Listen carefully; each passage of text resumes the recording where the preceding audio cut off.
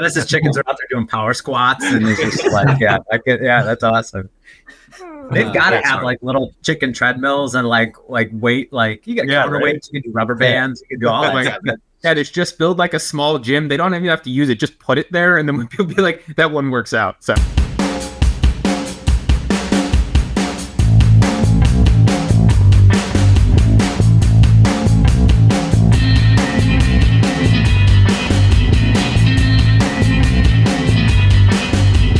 Boom. Beautiful. Love it every single time. This is episode 14. I am Nick. That is Dennis. That is AJ. And today we have a very, very special guest, what some would consider a rock star of the HubSpot developer community. But before we get to that, let me just really quickly go over just a couple of things real fast.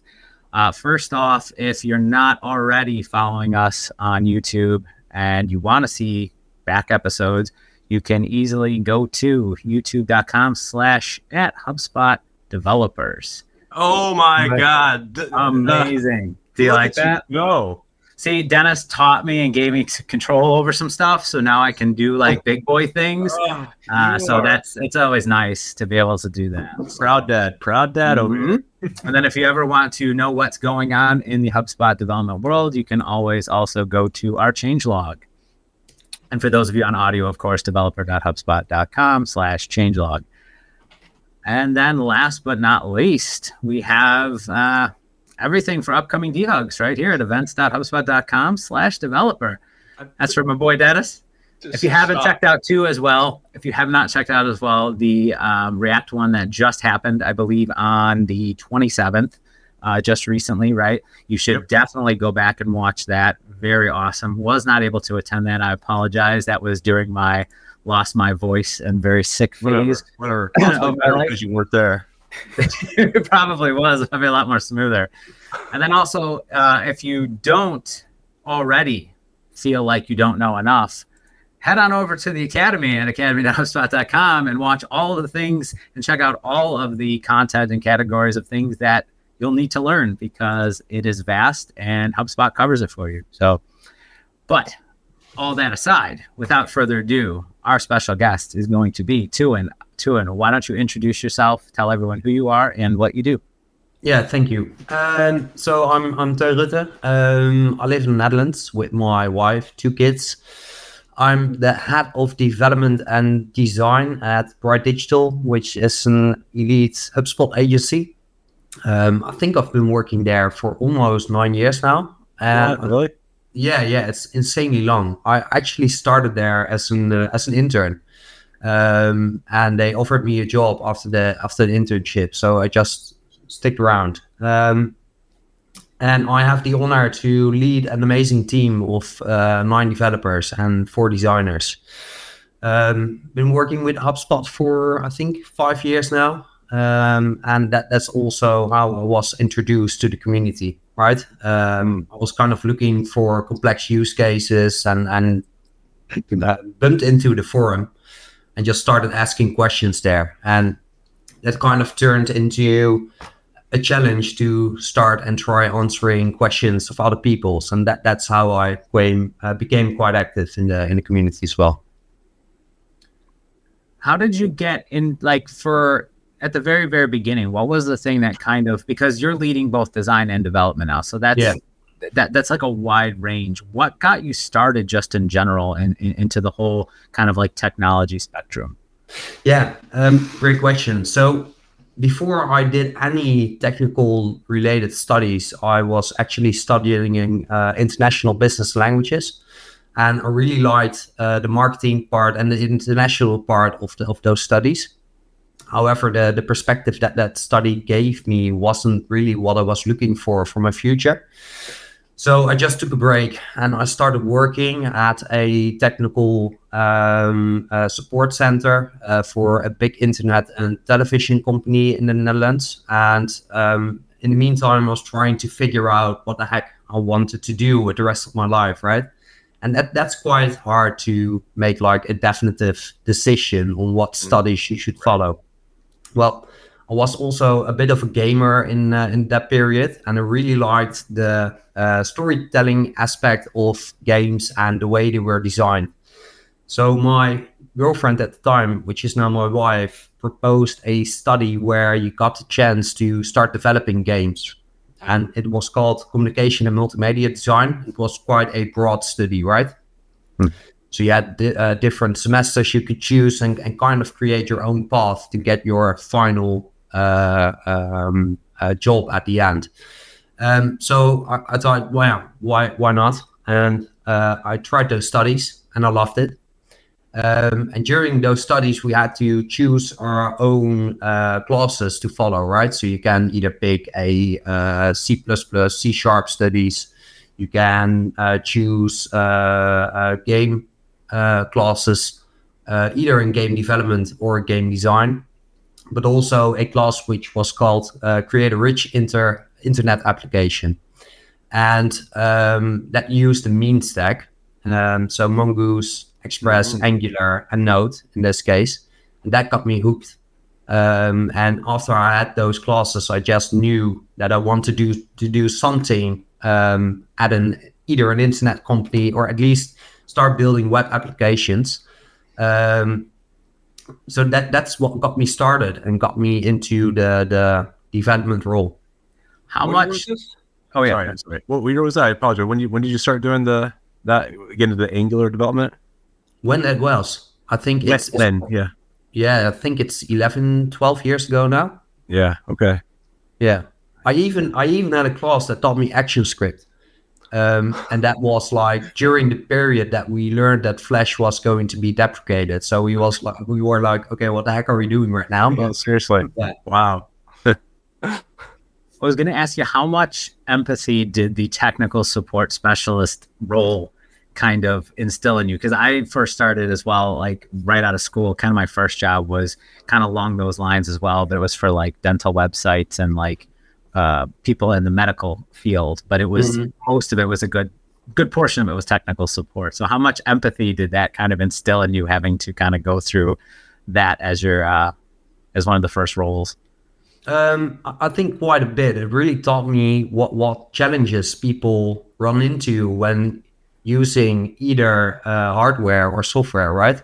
And that's really broad. What people can have challenges with, right? So you have, like, when you're working at a support desk, you're either helping people at the age of 20 who are quite tech savvy, but also people in their 80s who are confused if they are using their media player or if they're using their old school DVD player, right? So you really have to be able to place yourself in the situation of the people, the person you're talking to, and try to see it from their perspective. And I think that quite helped me during the start of my career to kind of think about all the challenges people could run into when you're building an application or a website in this case. A lot of problem solving, right? Yeah, exactly. Oh, that's awesome.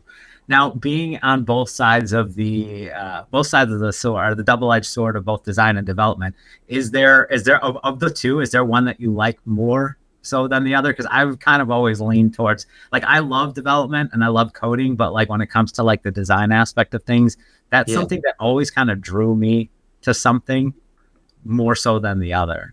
I mean, I'm really a developer, and we have some amazing UX designers at our company. I'm definitely not a designer, but I really like the design aspect of everything that we're building. However, and this is a tricky question, because I can get really excited about building that pixel perfect website or creating a really complex animation. But when I'm developing a complex integration, which has nothing to do with the front end, but getting that complex functionality to work, it gets the same excitement, right? So it's really hard, but I think I'm not even sure, to be honest, which I like more. It's the same kind of satisfaction that you get when you're solving something really complex, right? And I have colleagues who really like the visual aspect of building an application or building a website. But for me personally, I get the same kind of satisfaction from solving a complex problem. I mean, there's design to that too, right? I mean, there's a huge design aspect in it. Yeah. I mean, if we're doing a complex integration, so we have to develop really easy integrations where you're simply syncing one object to another system. But when we're talking about multi-platform integration or really complex data model, and we're also creating entity relation diagrams. You have to create your architecture diagrams, your data flow diagrams. So there's a big design aspect before we actually start building, and that's kind of fun as well. Awesome. Do you have any particular language that you draw to more than others, or that you really find is kind of like, because everybody has their like one particular language that they either interact with or that they write from scratch or whatever the case may be, but they usually have one that they would call their quota. I mean, they're all like, depending on what you do, there could be quite a few of them, but is there one that's kind of like your personal favorite? Yeah. Well, definitely JavaScript. However, if we're talking about JavaScript, there are, again, two parts that we can talk about. We have front-end languages and back-end. I absolutely love Node.js and everything we can do with that, especially if we look at the HubSpot ecosystem. There's so much that you can do with Node.js. However, the way I always love React, right? So before we became a HubSpot agency, we were touching web applications quite a bit, and I could choose my own stack. So it would also go either for a Node.js backend, but always with a React frontend. And having those two interact, that's kind of like the magic of it, right? Yeah. So if you're working with HubSpot and you're leveraging either serverless functions, but also using a React frontend, that's my ultimate dream. Have you ever thought about moving beyond Node to like, was it Dino or Bun or anything like that? I've thought about it, but that's where it stops probably. So do you find, because you said you've also used Angular, right? Yeah.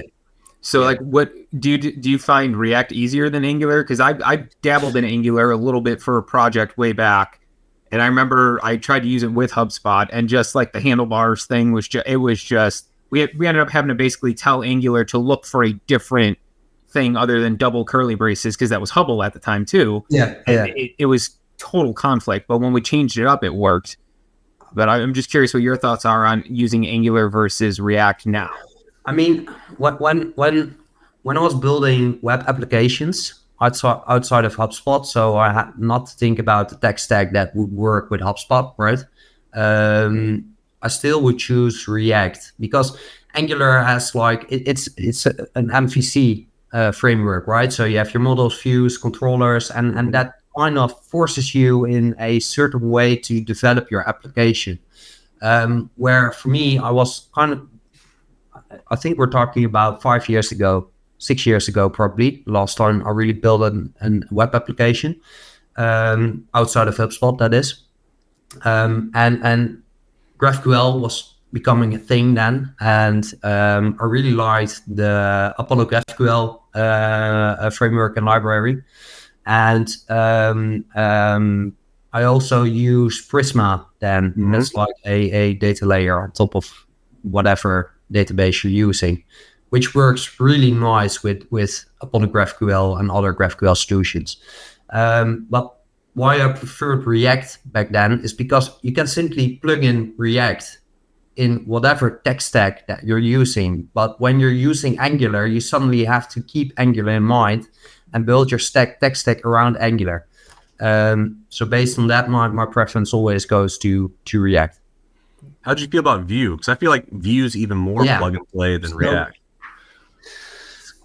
Yeah, and the trickiest thing about being a developer is that you kind of stick to the same thing always, right? And it's kind of scary to touch different languages, and that's why I love having a great team around me who gives me inspiration to try new things. But when I tried Vue, I was like, okay, man, it seems like React. I do not really see the benefits right now, so I'll stick with React.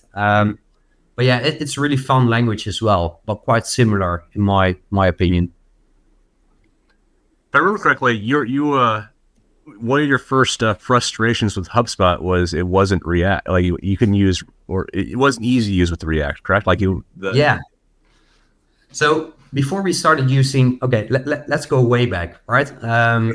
When we started using HubSpot, I suddenly was confronted with the design manager, and Yes. I had to develop stuff in the design manager. And me and the other developers almost quit our jobs because we were building mainly WordPress websites, but we had a really nice boilerplate with Webpack and other preprocessors, and we could use whatever language we wanted. So we were using CSS, and we were using React quite a bit for micro applications, and then we had to use the design manager, and that was like hell.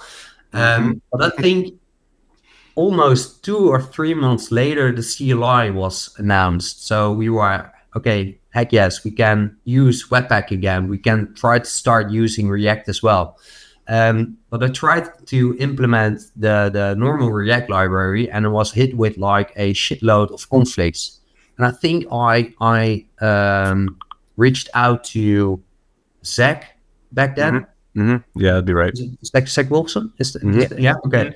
About those conflicts, and we just couldn't get it to work. And then at that point, I switched to Preact. I'm not sure if you're familiar with that. It's like a tiny version of React, and that solved my conflicts with HubSpot, or using React inside HubSpot at that point.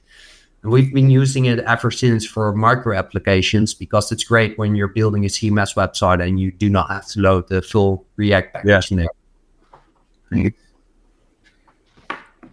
I was just thinking about Zach for a second there. Okay. I was going to say something about the Super Bowl and the Eagles, because I know Zach's a huge Eagles fan. For some reason that was just popping in my head. So he should be very happy to hear his name pop up.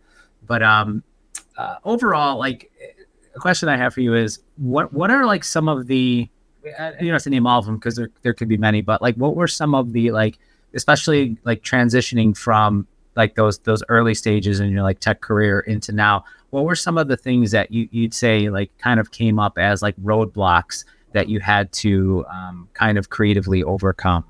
Do you have any of those that you can think of? Ooh, I mean,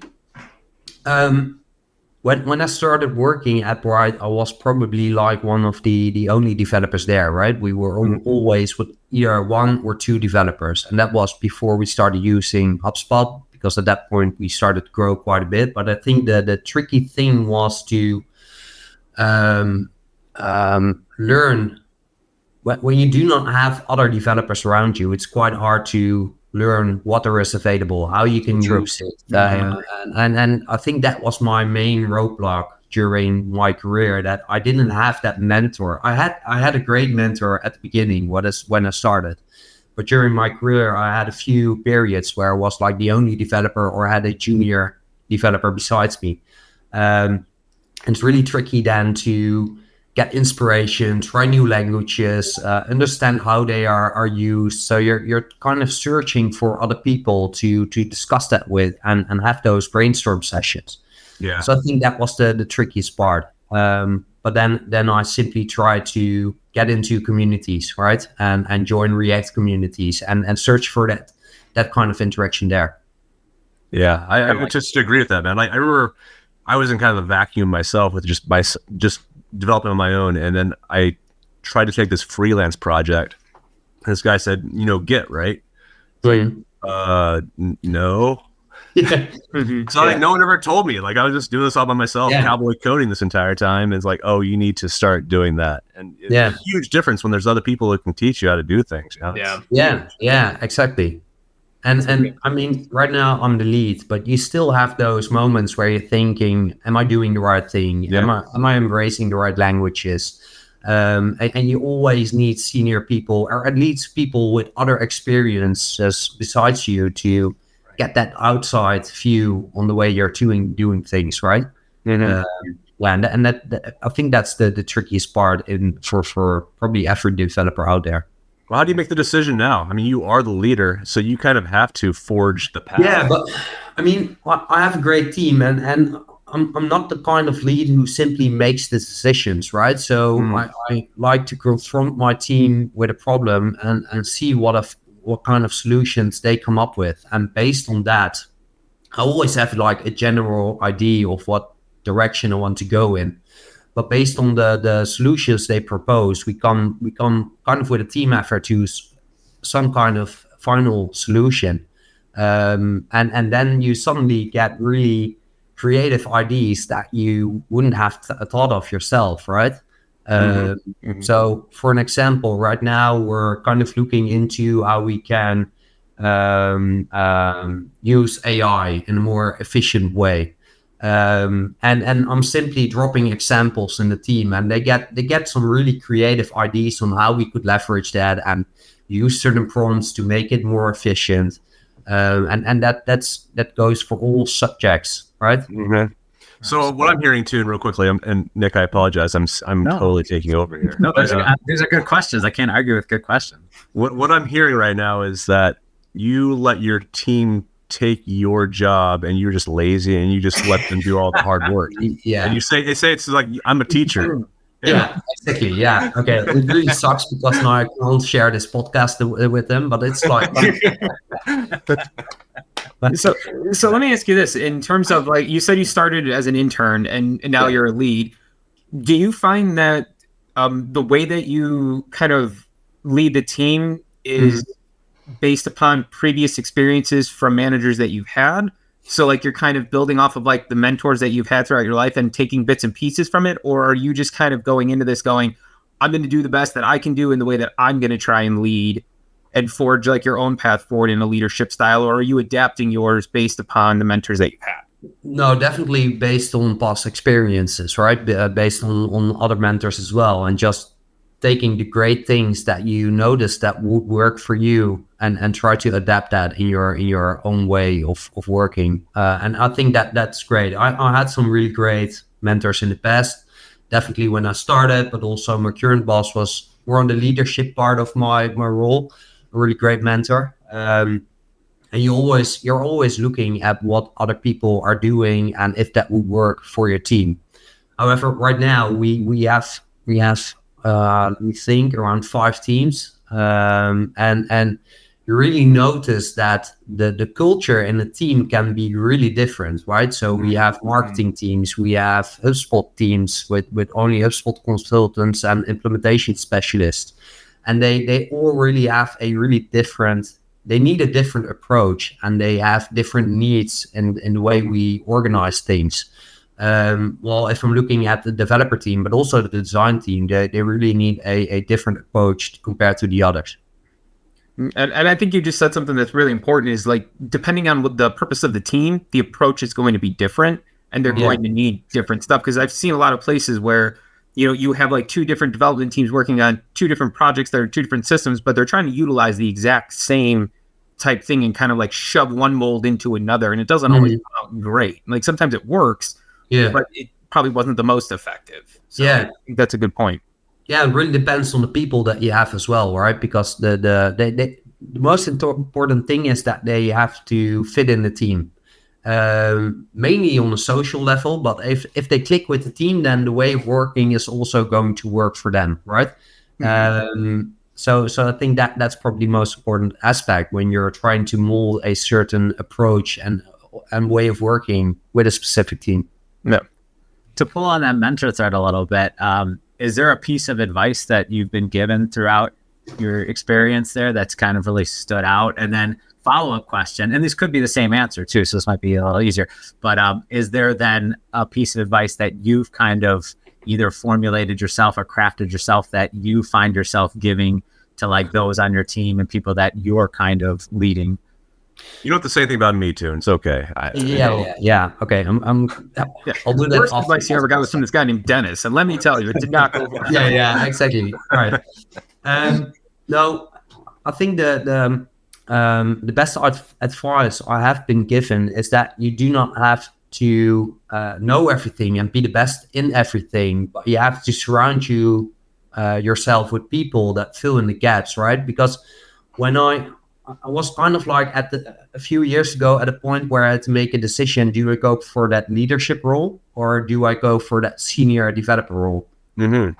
And if I would choose for that leadership role, which I did in the end, I wouldn't have the same time that I used to have to stay on top of all new technical developments, stay on top of HubSpot releases and everything that is happening in the ecosystem or in the world of JavaScript, etc.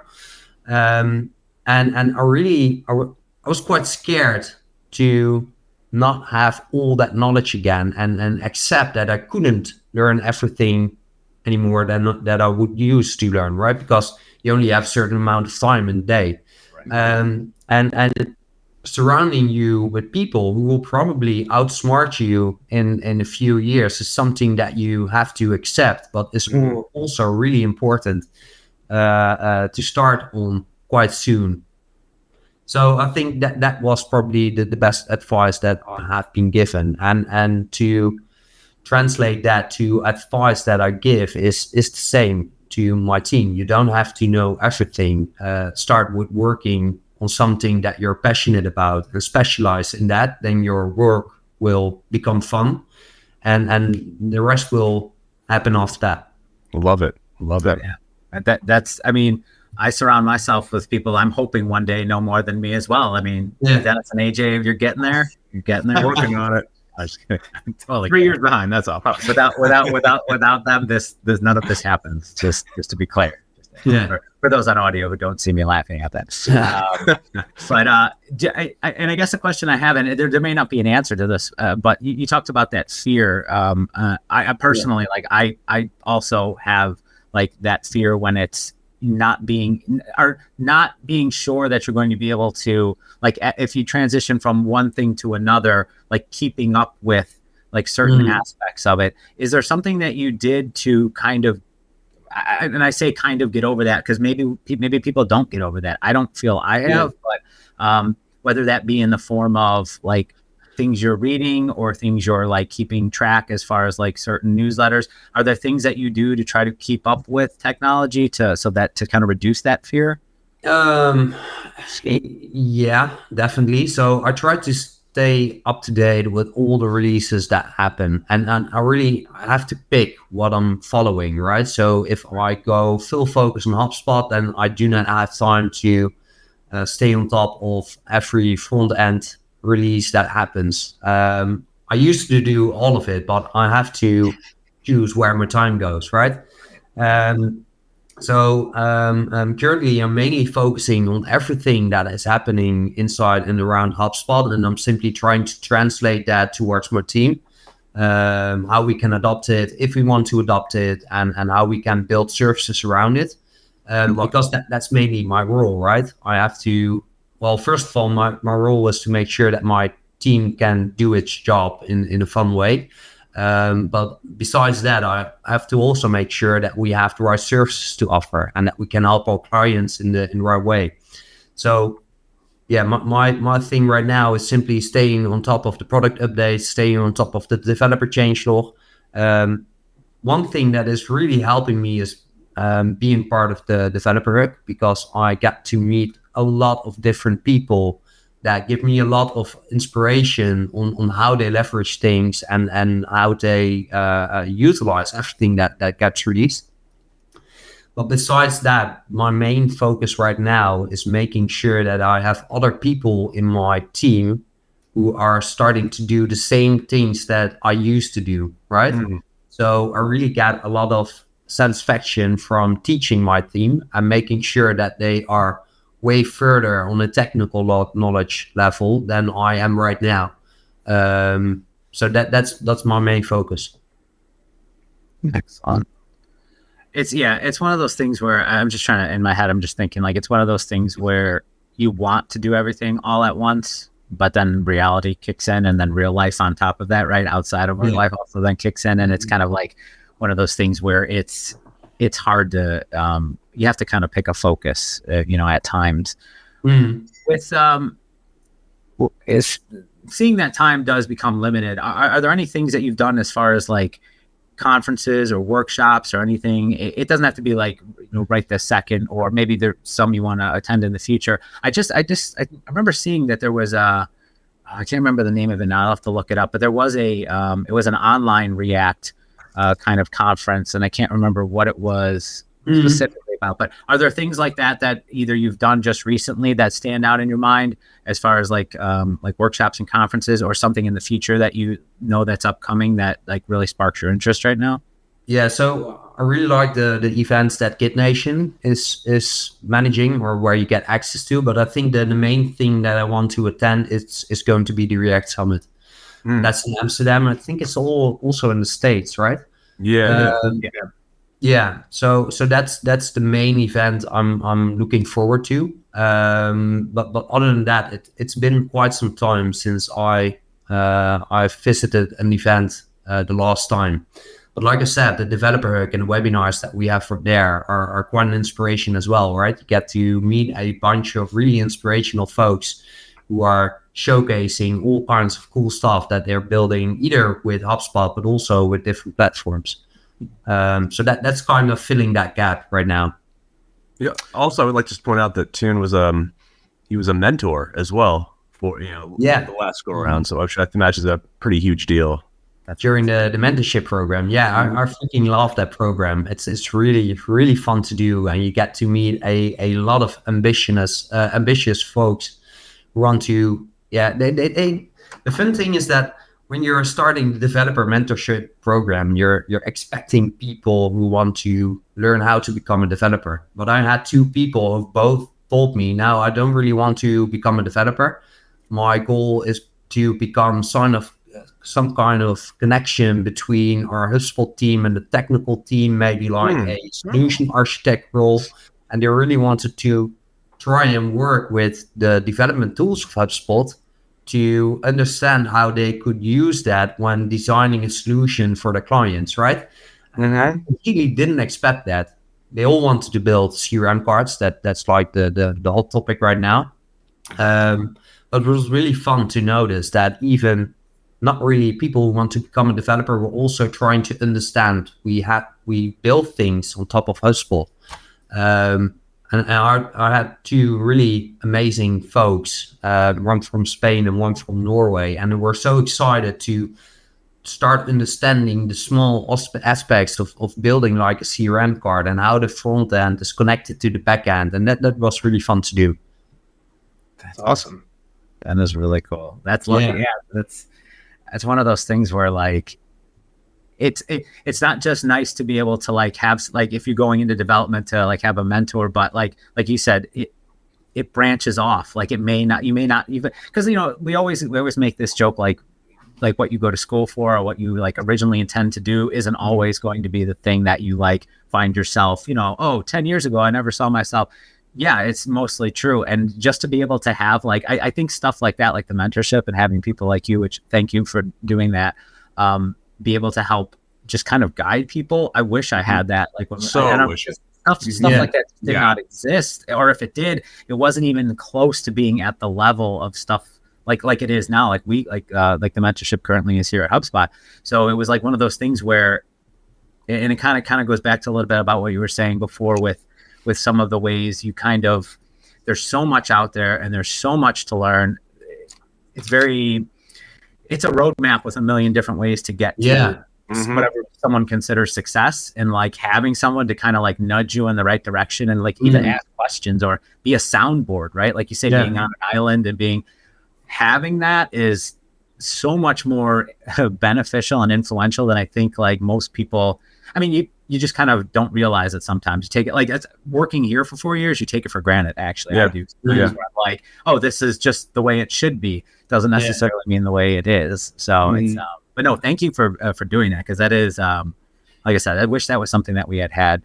Yeah. As I said earlier, we work in a vacuum, right? Like we don't, it changes everything when you have access to these resources. Thanks, FJ. Yeah, and I really love the fact that they made it even bigger this year, right? I think it's a full year now, 9 months, not even sure, to be honest. 9 months, I believe it is. And it's like 100 total? It's like 100 people, A lot of people, for sure.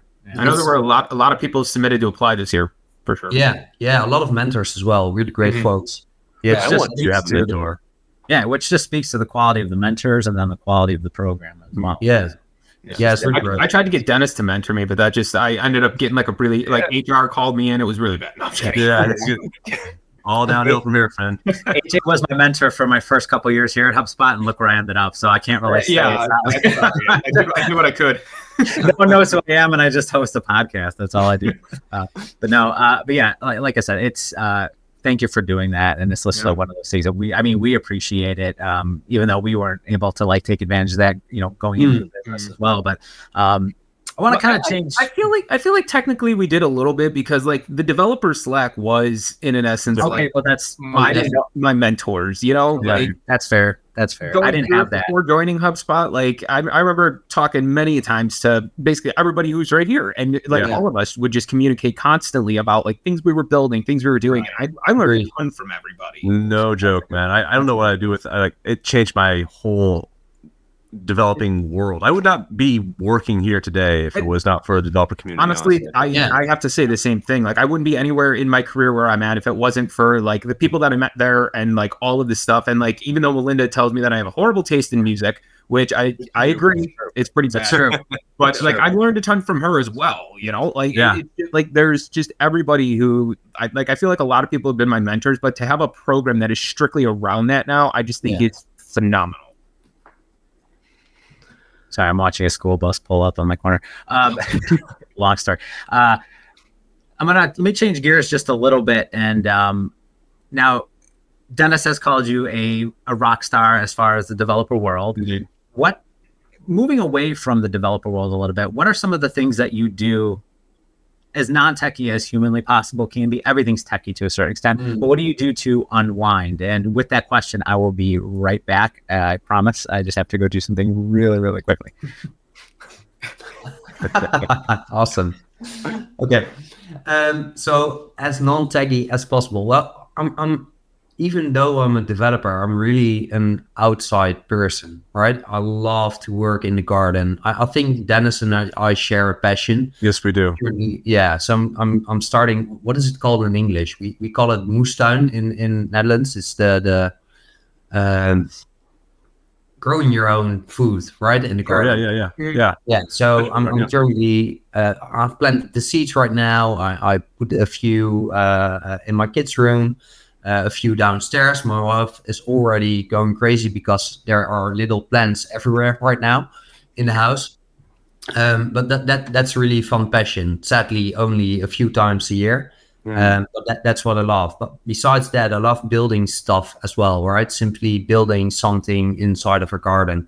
So we got bunnies a few years ago and building them a really big outside fence, so they have all the room to play around in. It's something that I really love.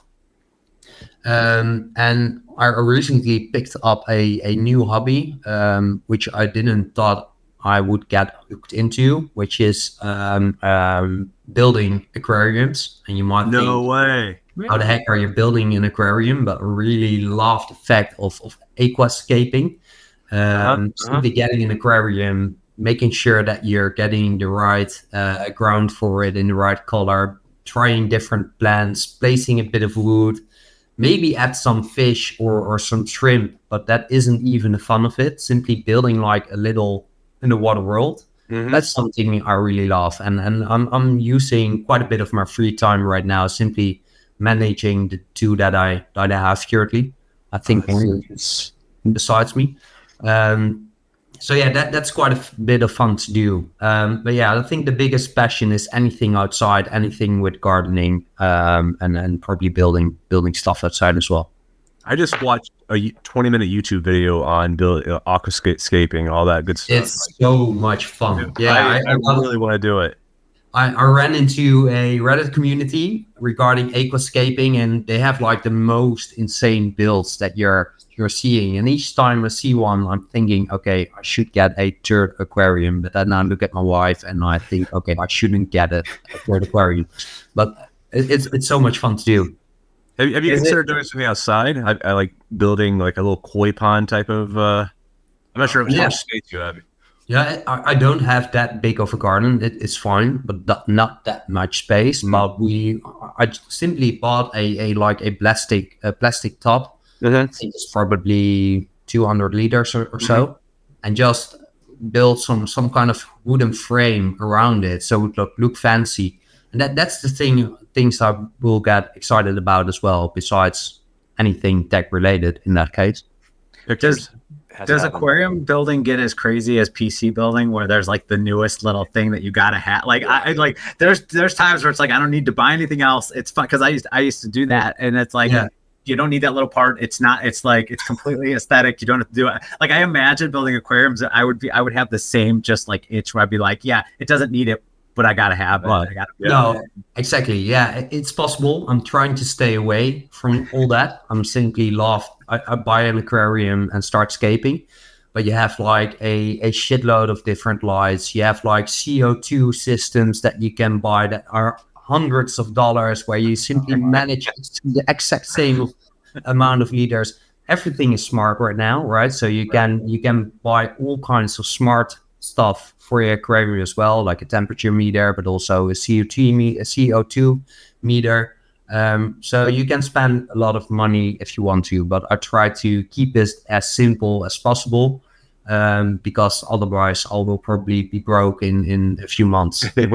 Not to 100% derail this conversation, but look into, well, we can talk offline about it, combining gardening with your fish tanks, because there's a hydroponics thing you can do with that, which is another level of putting it all together and wasting money. Yeah. I mean, that's the thing with stuff you like, right? There's always stuff to buy for it, and even more. Let me rephrase that. So there's always stuff that you can buy for things you have a hobby for or a passion for, and it can get insane quite fast on everything that you can have. I think. Yeah.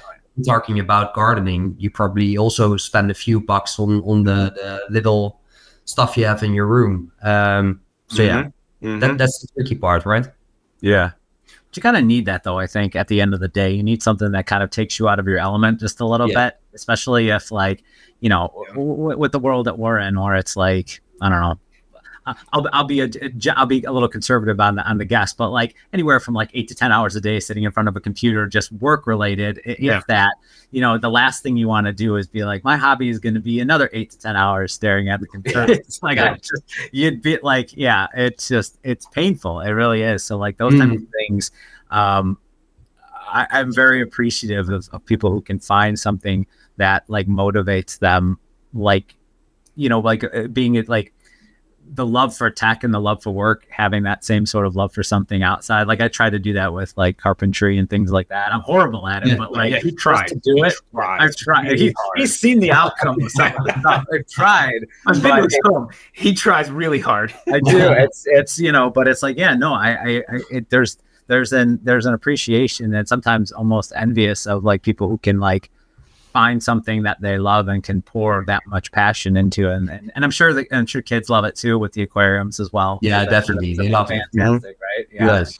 So no, I love that. I think that's really, really good. By the way, y'all know I tend chickens, right? When my daughter helps me with the chickens, we have a chicken has a how do I say a heavy crop, which is like where they store the food in the breast area, and it's broken down in muscles a little bit, and we might have to invest in a bra to hold up her crop.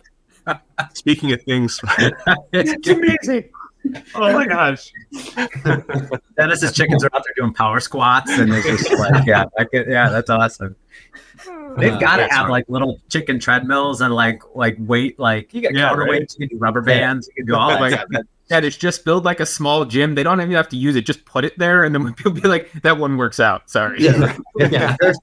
You could be the most popular webcam. Like, there's that. I can't remember if I was talking about this on the last episode, but there's like that. It's like that app that just has like random like outdoor webcams. Because I was teasing everybody about Ireland. There's one for like that bar there. You could literally just have one on your like chicken gym, and that would be like people would just watch that all day. It would be fantastic. Well, it has to happen now. You're correct. I agree. Definitely. Yeah. It's like a Gold's Gym for chickens. I love it. Some goals. I apologize. I missed the first part of your what you do to and for non-techie stuff. Was there anything besides the aquarium stuff at the? Gardening. Gardening. Yeah, Dennis and I share probably the same passion. Just growing your own stuff in the garden. That's. Is there anything in particular you like to grow? I'm a huge peppers fan, just in general. Yeah, I agree. Peppers, tomatoes, anything I can send the kids out to pick. Right, that's the whole fun part of it. So they simply run into the garden, pick their own tomatoes, and we eat them. That's the great thing about it. That's awesome. I love that. But I tried it last year, but I had like a massive snail infestation in my garden. It was quite rainy, and they completely ate all of our plants in like a week or two. So that's the sad part of gardening. But other than that, it's quite a bit fun. Oh, that's awesome. I love that. Let's go back a little bit. I want to talk about, this is one of the questions that I wanted to ask you, because I find that you can ask this question to probably about 100 people and get probably 99 different answers of those 100 people working in the exact same type of job, right? And that is with the job, with your current position, right? Like, what is a common myth about your current position that people tend to, like, for example, right? Oh, you're customer service, so you can answer any computer question, or, oh, you're a doctor. Well, help me, I'm having this like pain here or here. It's like, you know what I mean? It's like, I'm a podiatrist. I don't know anything about your shoulder. Like, so what is like a common myth about your job currently? Yeah, I think the biggest one is that developers are mostly introverts, right? And they stick to themselves and not easy to talk to. And I think that's probably a stereotype that quite a few people still have, right? Mm-hmm. If I'm talking to people and I'm tell them that I am a developer, they are sometimes surprised simply because of the fact that I'm not an introvert. And if I look at my team, I have really little introverts in my team, and it's quite an important aspect of our job to be able to work with marketeers, with HubSpot specialists, with UX designers, but also with clients. So I think that's probably the biggest myth around my job. Do you think there's anything that... Sorry. Oh, go on. No. I was gonna say, you're all in the office, right? You have So it helps out quite a bit, I imagine. Yeah, definitely. And I think at our previous office, it was like a really kind of like a big home. So we had all different rooms, and then we had our own development room. So we were kind of stuck in the attic with a few of our developers, and that wouldn't help the stereotype that there was. But right now we have like a really amazing open office, and everyone is in the same room. And that really kills that myth as well. Yeah. No, the question I was going to ask is, do you think there's anything like, because before, it was a pretty common, like you would say developer, you would think, the guy in the corner that doesn't talk to anybody, that's in the dark with the lights on. Being in this, like having a team, in a close proximity does help. Do you think there's anything, because I always thought like kind of, not the invention of, but like being able to do something like this, right? As a developer, this wasn't commonplace, right? Like years back, right? This you wouldn't see like developers just making podcasts, or developers like I have to give a shout out, especially to like some of the people on DevRel, like that do like Bree or Brooke that do like really good videos, whether that be on LinkedIn or other places. That really wasn't commonplace for people in the developer community. Do you feel things like that or anything else have like helped attribute to breaking that stigma? Yeah, definitely. Everything that you mentioned probably helped break that stigma simply by getting out there, right? And explaining the stuff that you do and simply showing the character that you have is a big part of it. Oh, that was my sound. It sounded like someone was asking something. But I think if I look at my company and also at myself, I think simply putting people out there, having them talk to clients and having them interact quite a bit is breaking that stigma as well. Right now, we're leading workshops where we're showcasing cases during big company meetings, and that's all contributing to breaking that stigma. That's fantastic. Yeah, it's one of those things where it's like sometimes people need that little bit of a nudge too, I think as well. And just kind of like getting people out of their comfort zone just a little bit. Yeah. Kind of helps with that. Because I mean, I know a lot of people, especially, in the places that I've worked where it was even in a close room, it'd be, no one would really talk to each other. And it was just kind of, I kind of came into the developer role at that time, through an odd path. So for me, that just seemed weird. It was just like, you're like, right, like you're sitting right there. I even had a manager once, true story, that there was only 3 of us at the place.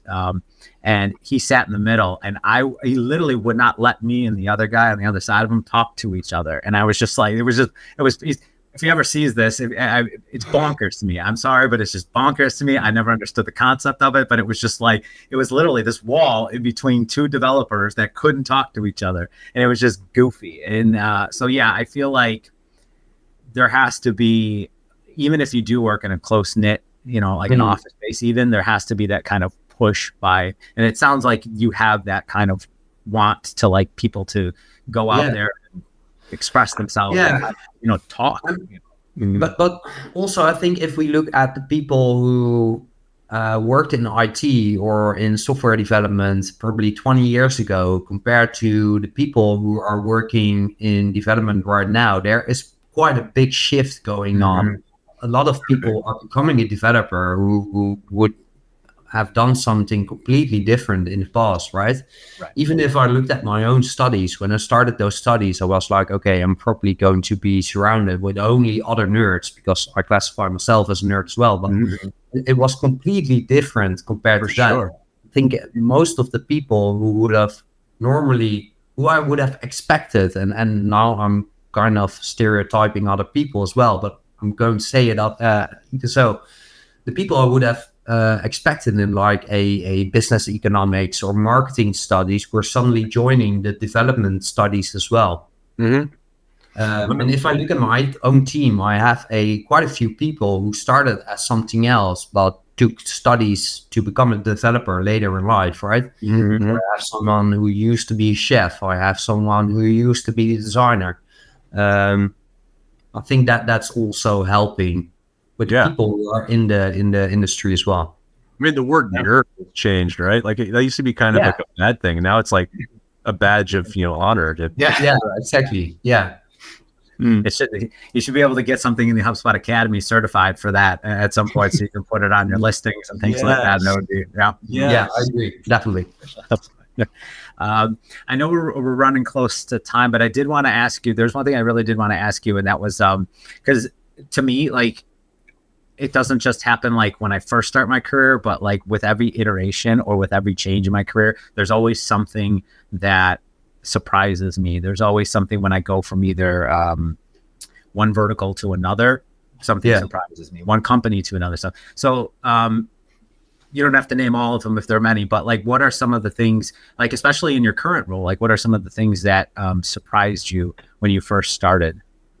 Yeah, so probably when I finished my studies, I thought, okay, I know it all. I can build anything I like, right? And then I started working at a job, and I suddenly was confronted with the fact that I didn't know crap. Or at least I barely scratched the surface of what was possible. They taught me HTML, they taught me JavaScript, they taught me Angular, Mongoose, Node, Express, but all on a really basic level, right? And then I was confronted with a complex use case, and I thought, okay, crap, I don't know how to do this at all. So that was quite confronting. But it also worked the other way around. I think most developers, or a lot of them, have the imposter syndrome, right? We're all confronted with that at least once, but probably many more times in our career. And I was also surprised with the fact that I knew more than I thought, right? during my career. So I was like, okay, no, I'm still a junior. I don't really know how to do stuff. And I was confronted with quite a few complex use cases. And only after that, I was able to solve quite a bit of them, and also got the feedback from peers or mentors that I was doing the right thing. I suddenly thought, okay, cool. So I might even know how to do my job. And that's the complete other way, right? Mm-hmm. Right. Yeah. Is that you went to school in the Netherlands, right? Yeah. I was going to ask when you went through your studies, like you said, you did like HTML and that, and I can only speak from like me and AJ went to Eastern Illinois here in the States.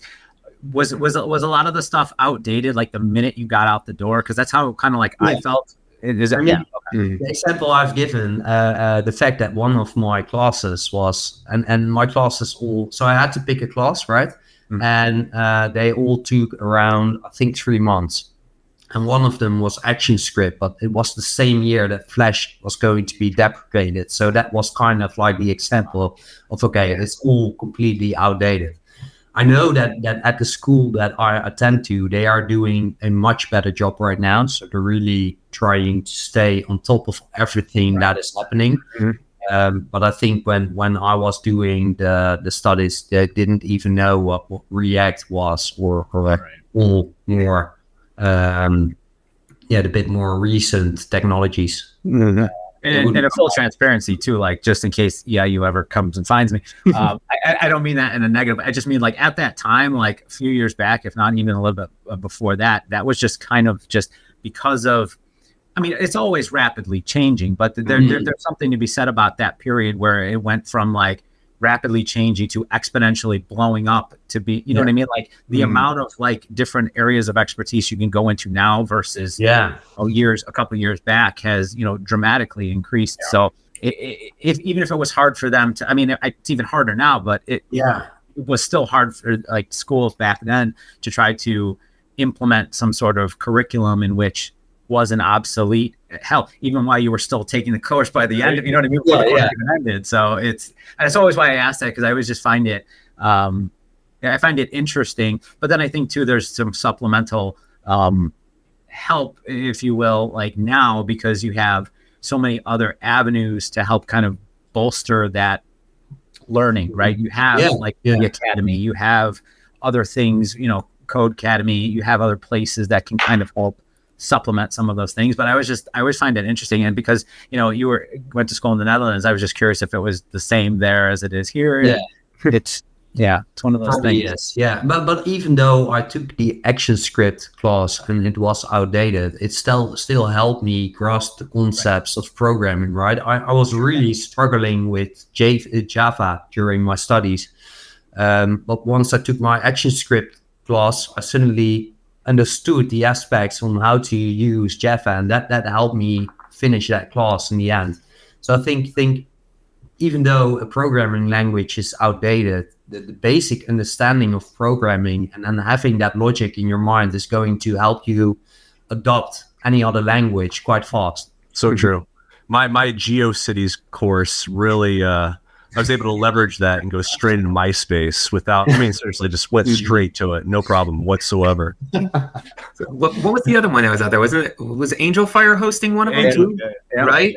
Because I remember, I think it was an English professor I had in college where we had to, instead of hand in our papers, we had to create a website and then post them onto the page for him to then go and do it. And that was just, I remember I was excited because I kind of knew a little bit of, MySpace development from the HTML areas. And it was the fact that you put those words together. So like the MySpace developer. Yeah. Okay. That's good. I remember just doing that though. And it's like, even then, like you said, like back in those days, like tables were still the prime way to build websites and nothing was like responsive. CSS was just starting to do their own like floats and layouts and stuff like that. And it was like, I dare you to put on your LinkedIn, on your resume, MySpace as the first one, like as a very, just at the bottom. Do it. I'll update mine after this. Yeah, just I would add it in there just to see if they catch it. Just to see. Could be for like a month or two. It doesn't have to be for anything long term. But just say that was my job for at least a month. Was my job. No, I think that's fantastic. I know we're running right up at time too, and I wanted to say thank you so much for talking with us. I mean, I love the perspective. I love the way you handle like some of the complexities of the role that you have, and I like personally, I like the as a leader, I like what you're doing to try to help those that are on your team and those that you're trying to mentor as well, based on just the things that people did for you, to help you go through your journey. I just think that that's a really fantastic thing. Do you want to shout out anything? Is there people that want to be able to find you and the company and stuff like that? Yeah, I mean, So I work at Bright Digital, which is an amazing company in the Netherlands. You can find me on LinkedIn. You can find the company on LinkedIn as well. So make sure to follow me and the company as well. And other than that, make sure to subscribe for the developer as well, because we share some amazing people, amazing use cases, and amazing resources.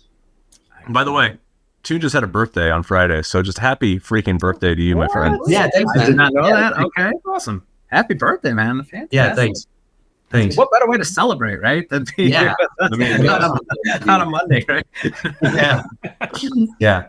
Love it. No, thank you so much for having me. It's quite a bit of fun. No, we love it. We absolutely love it. Thank you so much. For everybody here, I just Dennis, AJ, you got anything you want to shout out? D-Hug.